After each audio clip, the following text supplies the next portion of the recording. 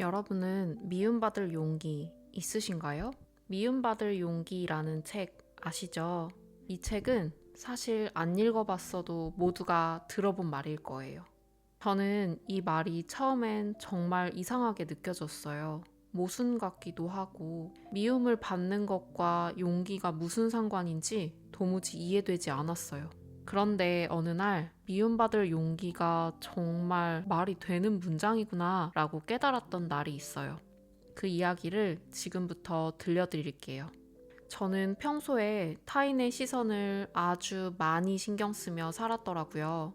나는 그런 사람 아니야 라고 스스로를 정의했지만 돌아보니 하루의 대부분은 다른 사람의 눈에 맞는 안전한 사람이 되기 위해 애쓰는 데 쓰고 있었어요. 누군가가 저를 칭찬해도 불편했어요. 왜 나를 좋게 말하지? 혹시 저 말이 돌고 돌아 이상하게 왜곡되지는 않을까? 좋은 이야기든 나쁜 이야기든 나에 대한 말이 도는 것 자체가 싫었어요. 그래서 직장에서는 되도록 중립을 지키려 제 나름 애썼고 말조차 아끼며 눈에 띄지 않으려 노력했죠. 어떤 말도 하지 말자. 꼬투리 잡힐 만한 건 아예 피하자. 말 그대로 나를 접고 줄이고 감췄죠. 겉으로 보기엔 무탈했지만 매일 퇴근 후엔 에너지를 다 소모한 듯 녹초가 되어 집에 들어왔어요. 주말에는 침대 밖으로 나갈 힘도 없었던 때가 있어요. 그땐 왜 그런지도 몰랐어요. 그냥 사회생활이 다 그렇겠지라고 넘겼죠. 하지만 지금 돌이켜보면 저는 제 감정의 한계를 무시한 채 타인의 기준에 나를 맞추려고 나를 갈아 넣어 살고 있었던 거예요. 그러던 중 직장에서 정말 인상 깊은 분을 만나게 됐어요. 그분은 어떤 상황에서도 누구든 흠잡을 수 있는 그런 능력자 같은 분이셨어요. 많은 에피소드가 있지만 하루는 회사 근처에서 어르신 한 분이 무거운 짐을 들고 계셨어요. A 직원은 얼른 가서 도와드렸고 B 직원은 그냥 지나갔어요. 그 장면을 저와 그 능력자님이 함께 지켜보고 있었는데요. 도와주는 게 정답이었을까요? 그냥 지나가는 게 정답이었을까요? 여러분은 어떻게 생각하세요? 능력자님은 이렇게 말하셨어요. 먼저 A에 대해서는 마음이 참 착한 것 같은데 착해도 문제야. 저러다가 일 생기면 책임질 거야? 그 순간에 저는 도와주는 것도 문제가 될 수 있구나. 그럼 그냥 지나가는 게 정답이었나 보네? 하고 있었는데 곧바로 B에 대해서 말씀하시더라고요. 근데 어르신이 무거운 걸 드는데 그냥 지나가냐. 요즘 젊은 사람들 참 각박해. 그 순간 멍해졌어요. 도와줘도 안 도와줘도 틀리는 그 상황.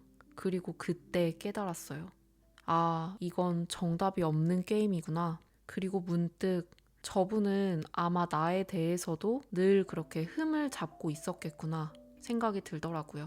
그건 정답 없는 시험지를 들고 매일 평가받는 느낌이었어요. 나는 그 시험지에 정답을 맞추기 위해 매일 나를 줄이고 숨기고 포장하며 살고 있었던 거죠.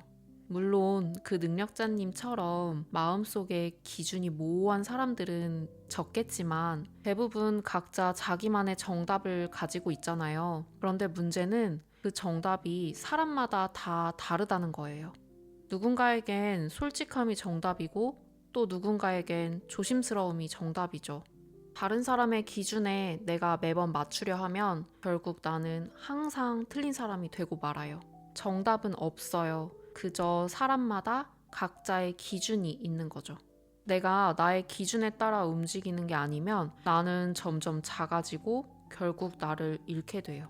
그래서 저는 미움받을 용기를 가지고 나를 드러내기로 했어요. 많은 분들이 나를 드러낸다 라고 하면 뭔가 속마음을 다 털어놓는 것, 그리고 감정을 있는 그대로 쏟아내고 내가 싫어하는 사람하고도 싸워야 되나? 라고 오해를 하곤 해요. 하지만 저는 알게 됐어요. 진짜 용기란 모든 걸 다 드러내는 게 아니라 얼마만큼 누구에게 어떻게 드러낼지를 내가 스스로 선택하는 힘이라는 걸요. 제가 그 용기를 얻기 위해 했던 방법들을 알려드릴게요. 첫 번째는 감정은 머리가 아닌 마음으로. 우리는 가끔 내 감정을 의심하곤 해요. 내가 너무 예민한가? 나만 이상한가? 이렇게 생각하다 보면 내가 느낀 감정이 틀린 것처럼 느껴지고 결국에는 그 감정을 무시하거나 억누르게 되죠. 그런데 감정은 맞고 틀림의 문제가 아니에요. 내 감정도 맞고 저 사람의 감정도 맞을 수도 있죠. 사건의 사실은 따져볼 수 있지만 그 안에서 내가 느낀 감정은 옳고 그름이 아니라 그냥 존재 자체로 맞아요.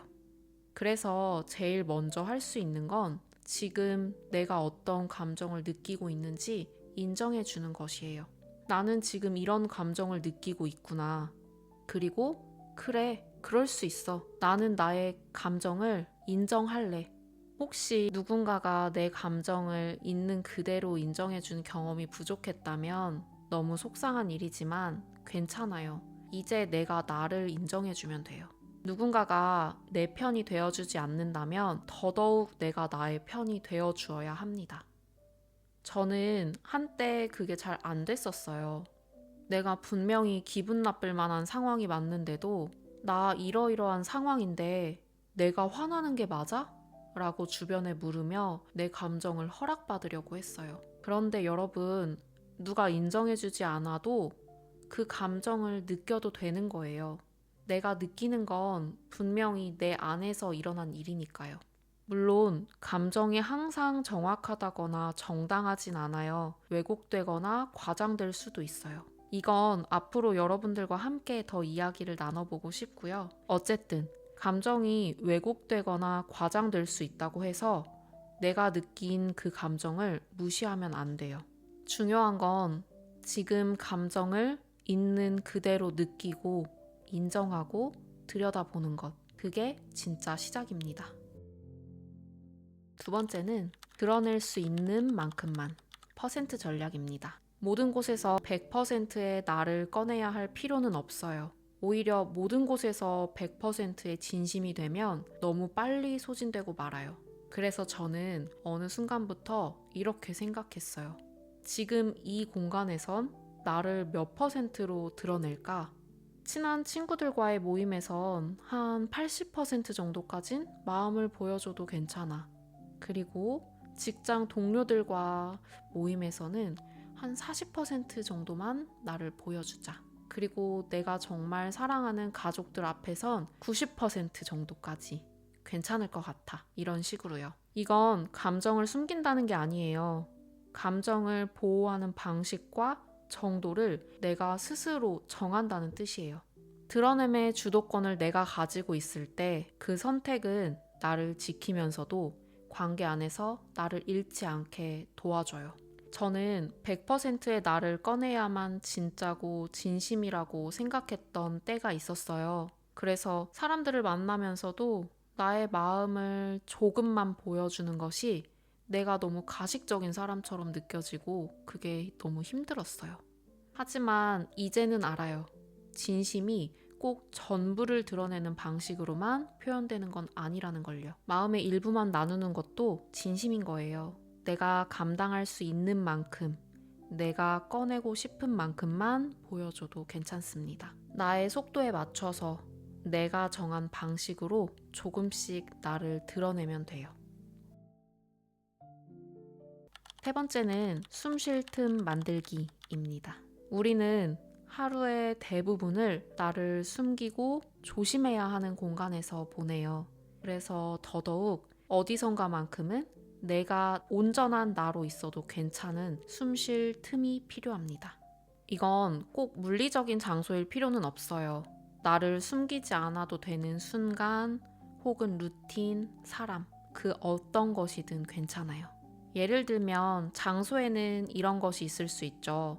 내가 혼자 있을 수 있는 내 방, 내가 자주 가는 공원의 벤치, 나만 알고 있는 카페, 그리고 그 카페에서 마시는 커피 한 잔.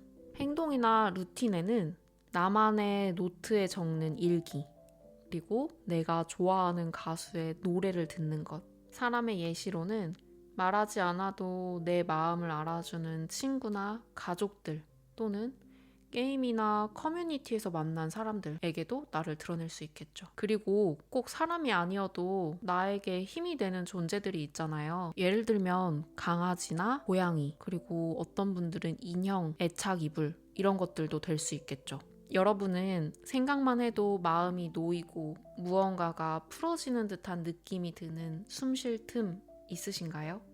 저의 경우엔 좋아하는 가수의 노래를 듣고 직캠을 보는 순간에 해방감이 들기도 했어요. 그리고 또 다른 건 수첩에 일기를 쓰는 거였어요. 그냥 시시때때로 내가 느끼는 감정들을 모조리 다 적기 시작했었거든요. 그러다 보니 글을 쓰게 되었고 지금 이 유튜브까지 오게 되었어요. 글을 쓰는 시간이 정말 숨통 트이게 만들어주더라고요. 이 유튜브도 저의 숨 쉴 틈이에요. 만약에 아직 이 숨 쉴 틈이 없는 분들이 있으시다면 괜찮아요. 사소해 보여도 처음엔 하나씩 숨 쉴 틈을 만들기 시작해서 조금씩 그 틈을 늘려가면 돼요. 이 틈이 많아질수록 한 곳이 흔들려도 나는 무너지지 않습니다. 저의 이 영상도 누군가의 숨 쉴 틈이 되기를 저는 꿈꿔봅니다. 저는 이제 미움받을 용기의 의미를 이해할 수 있어요. 미움받을 용기의 진짜 뜻은 자유였다. 저는 진짜 자유를 배웠어요.